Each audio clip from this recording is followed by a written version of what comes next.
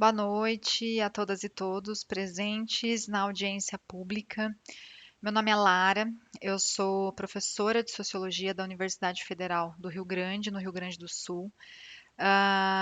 Eu agradeço imensamente ao convite para participar da audiência. Eu lamento não poder estar com vocês presencialmente. Eu sou de Araraquara, do interior de São Paulo, então eu tenho acompanhado os trabalhos da vereadora Paula, né, e de outros amigos também na região. E eu aproveito para parabenizar a vereadora por essa iniciativa em torno da tentativa de construção de uma semana de conscientização a respeito das questões LGBTQIA+, no município de Jaboticabal. Eu sou pesquisadora do campo dos estudos de gênero e de sexualidade. Eu trabalho com essas questões desde a graduação, passando pelo mestrado na UFSCar, pelo doutorado também na UFSCar, por um pós-doutorado na Universidade Estadual de Londrina. Eu tenho consolidado os meus estudos nesse campo, então eu gostaria de dizer, de partida, que a iniciativa da audiência pública, apesar do veto ao projeto de lei da vereadora Paula, é uma iniciativa muito importante para a cidade de Jaboticabal. Eu tenho plena consciência de que a luta ela está se organizando para o futuro, né? E eu espero que depois dessa audiência, não muito tardiamente, a gente consiga retomar o debate. Eu espero que a minha fala contribua no sentido de apontar para a importância de um projeto de lei como esse. A criação de uma semana dedicada a discutir essas questões consiste numa medida básica para iniciar o debate.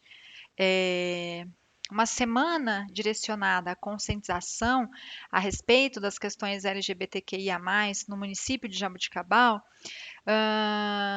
caminharia no sentido de organizar os grupos sociais da cidade, movimentar a cidade no sentido de promover palestras, encontros, mesas de debate para discutir as questões e, fundamentalmente, a semana seria o primeiro ponto de partida para que a cidade conseguisse refletir sobre a necessidade de construção de políticas públicas para a comunidade LGBTQIA+, no município de Jaboticabal.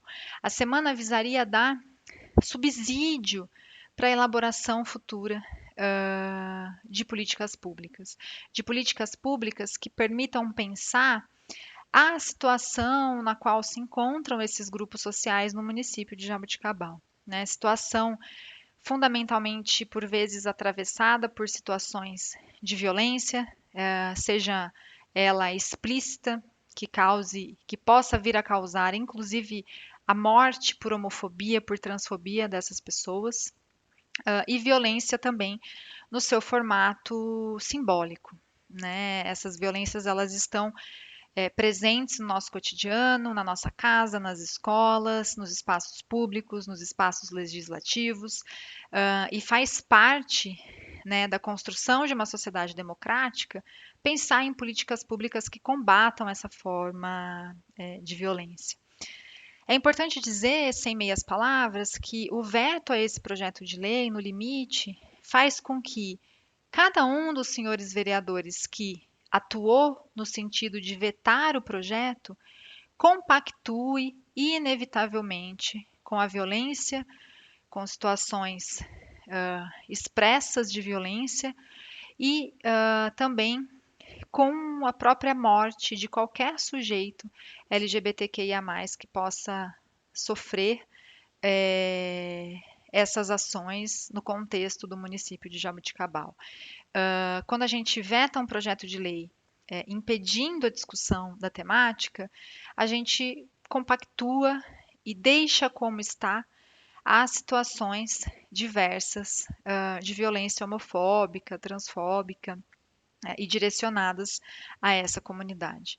A função de todo e qualquer legislativo, seja no âmbito municipal, estadual ou federal, é atuar na elaboração desses projetos para garantir o bem-estar de todos os grupos sociais nas diferentes esferas da sociedade. Impedir, portanto, que seja realizada a semana é colocar às margens a população LGBTQIA+, na cidade de Jaboticabal e deixá-la descoberta por políticas públicas direcionadas a ela. Eu não sei se é do conhecimento de todos aqui, mas a cidade de Jaboticabal promoveu, em 2014, uma semana destinada a pensar situações de homofobia e direcionadas à questão da comunidade LGBT na cidade. Então, é necessário que a cidade avance nesse sentido, que retome essa história e que avance nesse sentido.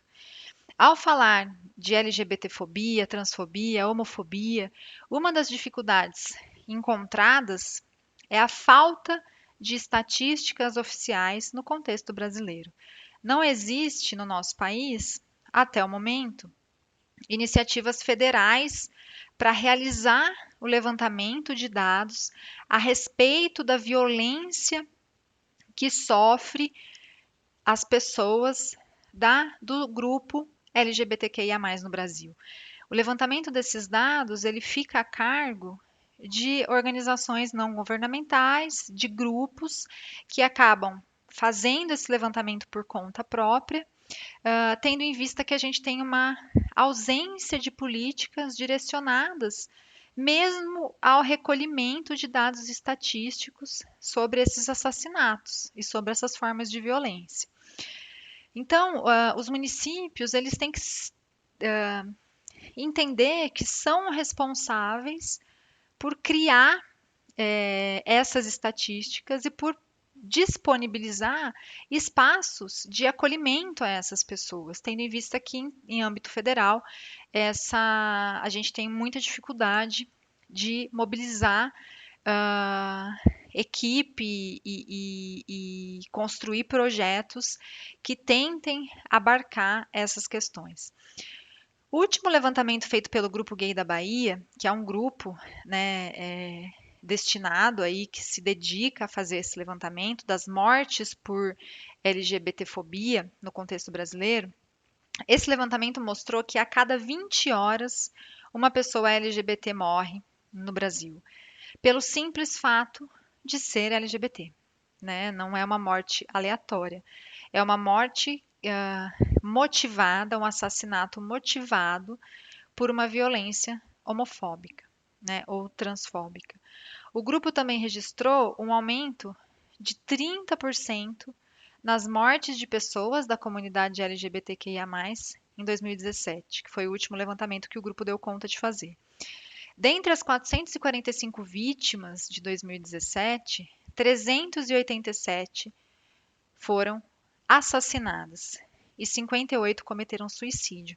Isso quer dizer que essas mortes elas são motivadas não só por terceiros, mas também motivadas por situações de suicídio em que a pessoa se sente absolutamente desamparada no próprio seio familiar ou pelo próprio Estado, né? A maior parte desses assassinatos acontece em espaços públicos, né? Mais de 50%. Mais uma grande parcela ocorre na casa das vítimas, né? O que indica que as pessoas que cometem esses crimes contra esses grupos sociais são pessoas conhecidas, são pessoas do núcleo familiar próximo desses sujeitos. Uma das questões que a gente ouve, né, quando vai falar sobre gênero, sexualidade nos espaços, é que, principalmente por parte dos grupos conservadores, né, e religiosos, é que discutir gênero e sexualidade seria, primeiro, incentivar pessoas a serem gays e lésbicas, né, como se esses estudos tivessem esse poder de incentivar as pessoas a mudar a sua orientação sexual e a sua identidade de gênero. E a outra questão é que seriam estudos que se dedicariam a romper com a família brasileira, a romper com esse ideal de família composto por homens, mulheres e filhos. Esses dados eles mostram principalmente que essas violências ela acontece no interior das famílias. Ah, não só a violência contra a comunidade LGBTQI, a mais violências contra mulheres, abuso infantil, estupros, são situações perpetuadas por pessoas próximas aos sujeitos vítimas de violência. O abuso infantil, por exemplo, no Brasil, ele é fundamentalmente concretizado por pessoas da família, pais, irmãos, primos, amigos próximos. Né? Isso quer dizer o quê? Isso quer dizer que a gente precisa construir políticas públicas que supram, né, a incapacidade, por vezes, das famílias de lidar com essa situação. Não se trata de dissolver a instituição familiar, mas se trata de entender a instituição familiar como um lugar de reprodução dessas violências. Então, a ideia da semana, de construção de uma semana de discussão, de criar um solo para a elaboração dessas políticas públicas, é fundamental para romper com esse circuito de violência. Ah, Além da violência física, né, a Pesquisa Nacional sobre o Ambiente Escolar no Brasil, né, de 2016, a pesquisa apontou que 73% dos estudantes LGBTs já relataram terem sido agredidos verbalmente e os outros 36% fisicamente. Isso mostra que o espaço da escola, por exemplo, ele é um espaço reprodutor de violência. E as pessoas LGBTQIA+, que estão no espaço da escola, elas sofrem ou violência simbólica ou violência física. A intolerância sobre a sexualidade levou quase 59% dos alunos que sofrem agressão verbal constantemente a faltarem das aulas pelo menos uma vez ao mês.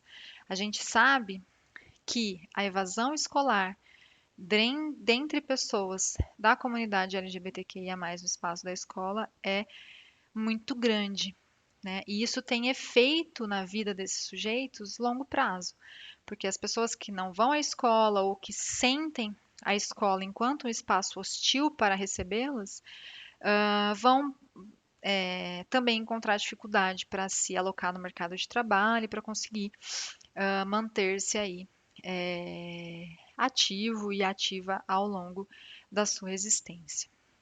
A gente sabe, né, que no Brasil, nos últimos anos, essas questões elas têm sido colocadas em xeque.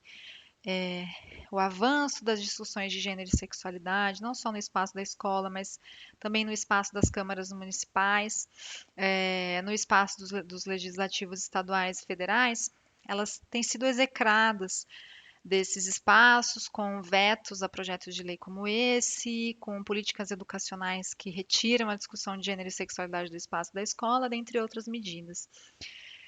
A gente sabe que esses retrocessos têm a ver, né, com o avanço de grupos religiosos nos espaços legislativos, tem a ver com a construção de uma bancada religiosa nesses diferentes espaços, que contribuiu com a criação de um pânico em torno das questões de gênero e de sexualidade. Né? Um pânico absolutamente equivocado, porque ele oculta uma dimensão de uma violência que é perpetuada em relação a esses grupos sociais. Eu gostaria de já encaminhar a minha fala para o final, fazendo uma pergunta muito sincera aos vereadores aqui presentes. Eu gostaria de saber se os vereadores acham que seria razoável a gente voltar a um contexto em que as mulheres não podem votar, por exemplo. Eu gostaria que os vereadores me respondessem se é plausível a gente retomar um contexto em que as mulheres não podem participar do debate político na esfera pública. Ou se seria razoável a gente voltar em contextos em que a violência contra as mulheres ela é tida como absolutamente natural por parte dos seus maridos. Eu estou fazendo essa pergunta, mas eu já imagino qual seja a resposta. É uma pergunta retórica. A resposta provavelmente seria não. Ninguém acha que não é o direito da mulher votar. Ninguém acha que a violência doméstica, por exemplo, ela é uma questão menos relevante. Não é à toa que esta mesma Casa Legislativa aprovou, apesar dos embates, um projeto de lei dedicado a pensar melhor a Lei Maria da Penha. Por que eu estou fazendo essa pergunta, essa questão? Porque nós vivemos um processo de mudança. Nós vivemos processos de transformação social. Nós vivemos processos civilizatórios em que a gente tem necessariamente que dar conta de um mundo, de construir um mundo cada vez mais democrático e que permita as pessoas terem direitos iguais, que permitam as pessoas terem o pleno exercício da sua cidadania. Então, não é de agora que as mulheres votam no Brasil. Desde a década de 30, as mulheres votam no Brasil. Não votavam anteriormente. Não é de agora que as mulheres podem ocupar o espaço legislativo enquanto vereadoras. Esses avanços, eles vão acontecendo ao longo do tempo. O mesmo deve acontecer com a comunidade LGBTQIA+. A mesma forma de construção de um espaço democrático tem que estar direcionada a essa comunidade. É importante mencionar também que, ao vetar esse projeto, a Câmara de Vereadores de Jaboticabal está indo contrária à possibilidade de discutir, por exemplo, a criminalização da homofobia que foi decidida recentemente pelo Supremo Tribunal Federal. A Câmara perde a oportunidade de discutir políticas públicas para a comunidade LGBTQIA+, e a possibilidade de abordar situações de violência homofóbica e transfóbica contra esses grupos. Eu espero, fundamentalmente, que, a partir da discussão nessa audiência pública, a cidade consiga se mobilizar, né, a sociedade civil de Jaboticabal consiga se organizar em torno da necessidade de discutir essas questões, com ou sem projeto. O projeto seria um avanço inimaginável para a cidade nesse quesito. Mas, tendo em vista o veto desse projeto, eu espero, com muita sinceridade, que os grupos sociais consigam se organizar para fazer uma jabuticabal mais justa, menos homofóbica, menos transfóbica, que tenha a dimensão da importância de disponibilizar para os seus cidadãos uma vida digna e possibilidades de existência. Obrigada e boa noite.